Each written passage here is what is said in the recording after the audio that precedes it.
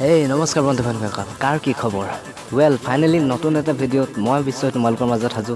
পিছে তুমি সাজুনে? যদি সাজু তেন্তে ভিডিঅ'টো চাওঁ আহা, আৰু যদি নহয় প্লিজ প্লিজ প্লিজ মিছ নকৰিবা, পাছত হ'লেও চাই দিবা। কিয়নো ভিডিঅ'টো কেৱল মনোৰঞ্জনৰ বাবে নহয়, ইয়াৰ পৰা তুমি নজনা কিছু জানিব পাৰিবা আৰু মই নজনাবোৰ তোমালোকৰ পৰা জানিব পাৰিম, নহয়নে? Let's begin.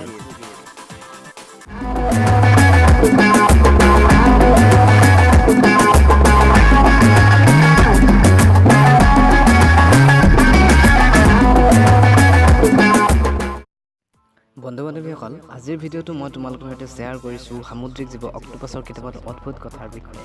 পলম নকৰি ভিডিঅ'ভিমুখে যাওঁ আহা। অক্টোপাছ হৈছে পৃথিৱীৰ একমাত্ৰ জীৱ যাৰ কলিজাৰ সংখ্যা ৩টা। হয় বন্ধু বান্ধৱীসকল, অক্টোপাছৰ কলিজাৰ সংখ্যা ৩টা। অক্টোপাছৰ যদি অধিকতকৈ অধিক ভোক লাগে আৰু বেলেগ খাদ্যবস্তু নাপায়, তেন্তে তেওঁ নিজৰ বাহুৰ যিকোনো এটা বাহু খাই ভোক পদুৱায়। হয় বন্ধু বান্ধৱীসকল, শুনিবলৈ অদ্ভুত হ'লেও সত্য এয়াই।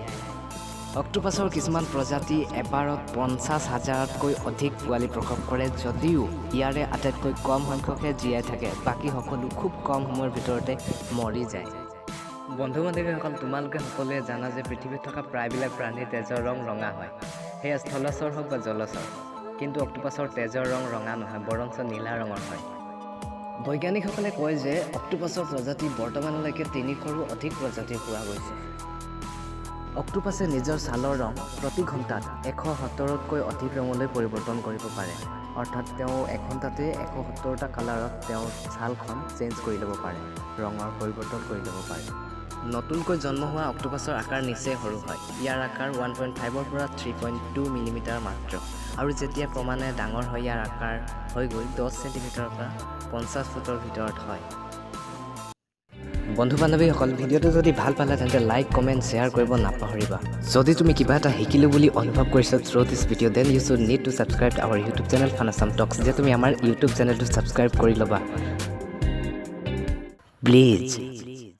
কিছুমান আছে ভিডিঅ'টো চাই থৈ মনে মনে গুচি যায়, মই ইমানবোৰ দিওঁ কিন্তু মোক একো দি থৈ নাযায়। চ' কিবা এটা যদি দিব পাৰিছোঁ তেন্তে তোমালোকে কিবা এটা দিবা, ছাবস্ক্ৰাইব, লাইক, শ্বেয়াৰ আৰু কমেণ্ট দি যাবা।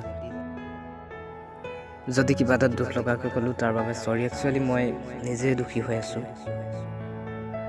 চ' ভাবিছোঁ দুখী হোৱা কোনো প্ৰয়োজন নাই, তুমিতো আছা মোৰ লগত। থেংক ইউ ভিডিঅ'টো চোৱাৰ বাবে, থেংকছ আ লট তুমি এইকণ সময় মোক দিয়াৰ বাবে। লগ পাম এনেধৰণৰ পৰৱৰ্তী ভিডিঅ'ত। Till then keeping smile, keeping learn, জয়টো অসমীয়া সন্তান।